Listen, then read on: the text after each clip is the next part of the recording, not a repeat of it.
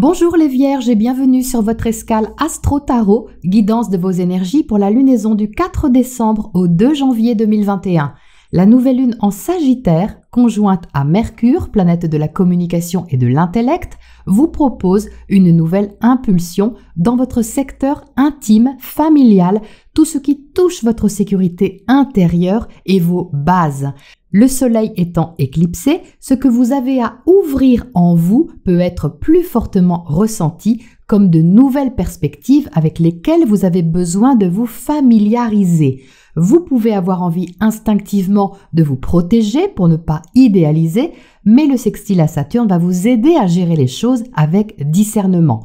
Le quinconce à Uranus vous permet de digérer un changement, d'assimiler un renouveau en vous invitant à prendre conscience de l'endroit où vous voulez poser vos valises symboliquement ou concrètement. Mars, planète de l'action, est tout d'abord en Scorpion, dynamisant vos échanges, communications, en y apportant même un peu de piment et d'intensité. Il sera sage de se méfier toutefois du carré de Mars à Jupiter qui pourrait rendre un peu insistant pour faire passer un message ou en recevoir un. Évitez de forcer les choses sur la première semaine de décembre à ce niveau, surtout que le carré Mercure-Neptune pourrait semer un doute ou une incompréhension.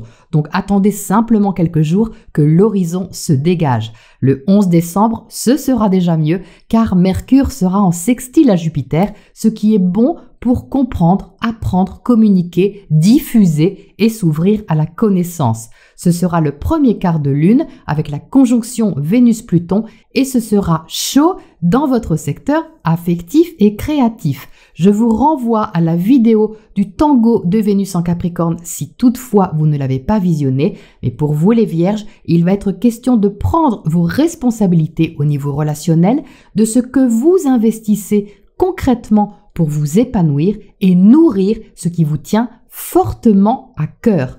Que ce soit une création, un projet personnel, un enfant ou une relation affective, la façon dont vous vous affirmez sur ces plans va être fortement impactée jusqu'à début mars. Le 19 décembre, Vénus rétrogradera et vous invitera à vous questionner sur ce que vous voulez vraiment, ce que vous aimez vraiment et si vos valeurs sont respectées et partagées. Qu'avez-vous à construire ou à reconstruire les Vierges, à consolider et à stabiliser? Prenez le temps d'aimer, de créer à votre rythme. Vénus en Capricorne prend son temps car elle veut du sérieux. Cette position viendra donc vous questionner ou re-questionner sur vos engagements, passions et relations. La pleine lune dans l'axe Gémeaux-Sagittaire du 19 décembre concernera votre vie extérieure et sociale, vous invitant à équilibrer ce que vous souhaitez accomplir, assumer, montrer de vous avec votre vie privée et la conscience de vos idéaux. Une décision libératrice pourrait émerger autour de cette date. Parler franchement et librement pourrait être vraiment bénéfique pour faire des plans sur la comète et vous tourner vers un projet stimulant et peut-être différent de vos habitudes. Le 24 décembre, le carré Saturne-Uranus se reforme. C'est une toile de fond qu'on a eue depuis des mois et qu'on aura encore en 2022, cette fameuse bataille entre l'ancien et le renouveau. Il peut donc y avoir des changements d'organisation, de gestion des choses et une envie de liberté plus fortement recherchée. Le 25, reconjonction Vénus-Pluton. Vénus sera rétrograde, vous orientant vers l'introspection de vos sentiments et valeurs et cela demandera une certaine honnêteté sur les faits afin de ne pas faire semblant ou ne plus faire semblant. Vous pourriez vous rendre compte que vous n'aimez plus les mêmes choses qu'avant, que votre essentiel vous rappelle à l'ordre, ce qui n'empêchera pas de belles conversations. Enfin, du 28 au 30, la triple conjonction Mercure-Vénus-Pluton encouragera les décisions et expressions au cœur du sujet. Ce sera oui ou non, il n'y aura pas de place pour les peut-être et l'action sera constructive et réaliste. Jupiter va ensuite quitter le Verseau le 29 décembre pour entrer dans votre signe opposé, mais ça je vous le garde au chaud pour la prochaine fois. Voilà les Vierges pour ce mois de décembre et on passe au tirage pour les précisions.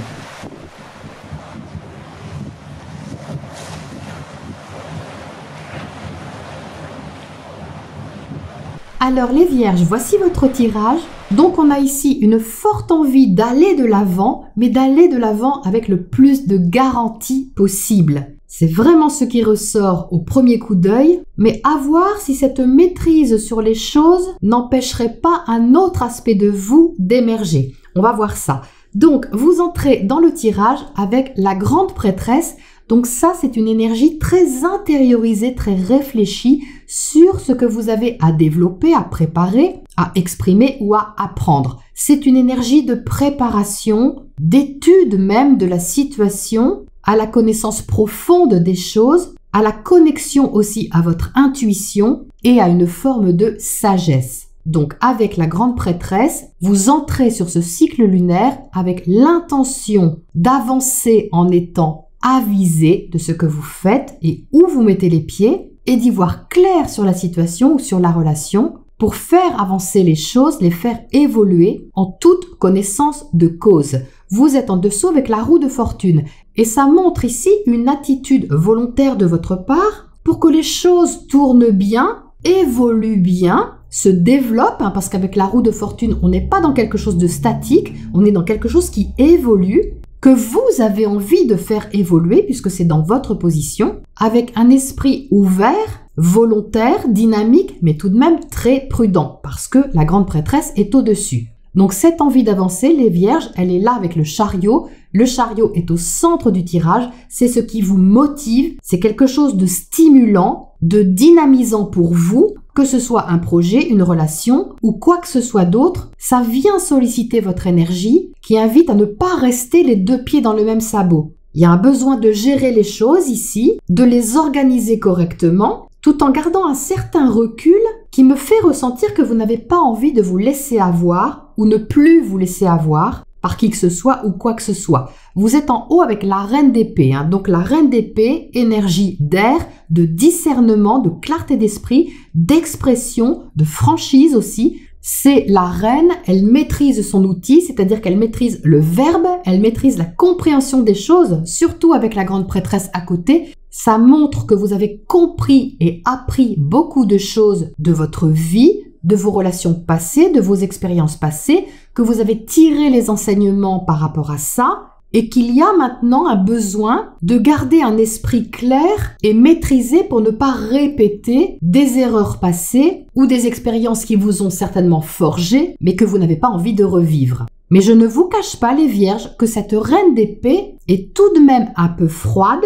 C'est quand même à double tranchant, surtout qu'elle est à côté de la force, ça peut donner beaucoup d'exigences. Vous pouvez vous en demander beaucoup ou même vous en imposer beaucoup sur la façon d'avancer ou de créer votre vie ou ce que vous voulez mettre en place, quelle que soit cette chose. Donc ce n'est pas forcément négatif, il faut bien évidemment du discernement, de la clarté d'esprit, de la rigueur et une force naturelle pour avancer, avoir confiance en soi, une détermination importante que vous avez certainement aussi. Mais l'autre effet de cette reine d'épée que je ressens tout de même en arrière-plan, je vous le dis, ça peut être une trop grande fermeté vis-à-vis de vous-même, une exigence de résultat ou d'évolution qui ne laisse pas vraiment la place au hasard, à la spontanéité ou à une certaine forme de liberté intérieure. Je vais vous expliquer pourquoi. Je vous dis ça pour deux raisons. La première, c'est qu'on a l'étoile ici et qu'elle est inversée. La deuxième, c'est qu'on a l'empereur ici et qu'il est debout.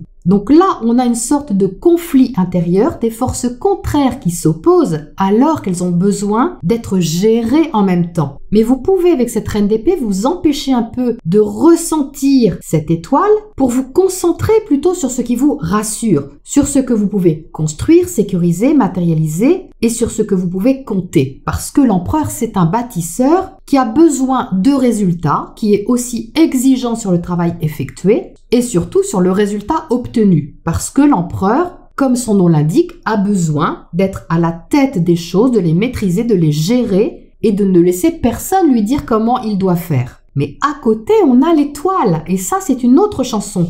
Parce que l'étoile, c'est la libération. C'est quelque chose qui vous rend autonome, libre, ouvert, audacieux. L'étoile, c'est l'énergie du Verseau, c'est l'énergie de l'indépendance, de l'autonomie et qui vous invite à être vous-même, complètement vous-même. Et regardez visuellement comme c'est intéressant, cette étoile se trouve en dessous de la roue de fortune et on dirait un reflet, vous voyez. On dirait que ce personnage de roue de fortune se reflète dans l'eau, je le ressens vraiment comme ça. De par la forme de la robe et de la couleur, il y a un effet miroir ici que vous n'avez pas forcément envie de regarder de trop près. Pourquoi de trop près? Parce que vous pouvez avoir peur d'idéaliser, de ne pas croire que vous pouvez peut-être être vous-même et de libérer vos idéaux, vos rêves, sans qu'il y ait un couac à la clé. C'est pour ça que cette roue de fortune semble tenir à distance, vous voyez, tous les outils que vous avez en main, qui sont inspirants pour vous et qui sont inspirés justement par l'énergie de la grande prêtresse pour presque ne pas les laisser tomber à l'eau. C'est vraiment ce que je ressens. C'est très imagé ce que je vous dis, mais c'est vraiment l'histoire que ça me raconte ici. Il y a une envie de sauvegarder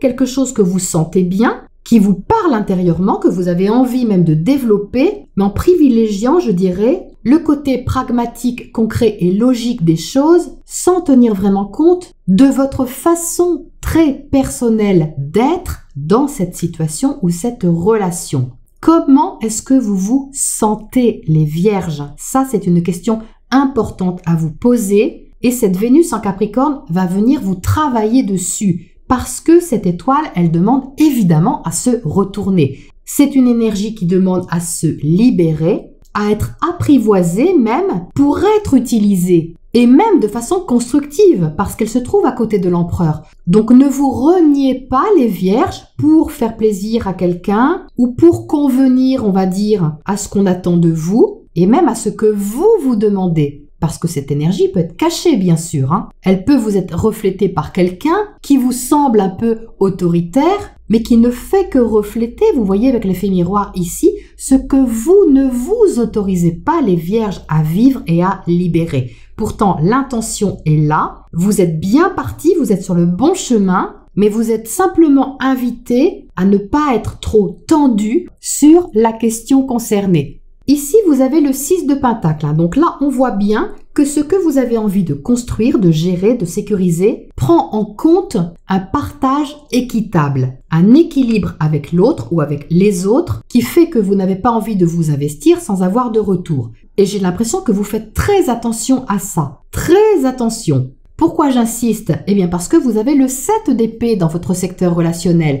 Et le 7 d'épée, justement, c'est quelque chose qui n'est pas clair, vous voyez. C'est quelqu'un que vous avez peut-être du mal à cerner, que vous avez peut-être du mal à comprendre. Vous voyez, il y a la lune ici qui obscurcit un peu la vision des choses, le discernement. Ce n'est pas forcément volontaire, c'est juste que quelquefois, vous n'arrivez peut-être pas à saisir ce que dit l'autre, ce qu'il veut, ce qu'il pense vraiment, ou même comment vous vous sentez compris, comprise ou entendu et vous pouvez vous poser des questions et vous demander si vous ne vous faites pas des films. C'est justement l'écho de cette étoile inversée qui est en miroir avec la roue de fortune. Donc c'est pour ça qu'avec la reine d'épée, vous pouvez être très incisif, très précis au niveau de ce que vous voulez parce que vous ne voulez plus justement être dans l'idéalisation ou les faux semblants ou même les échanges qui ne sont pas assez francs à votre goût.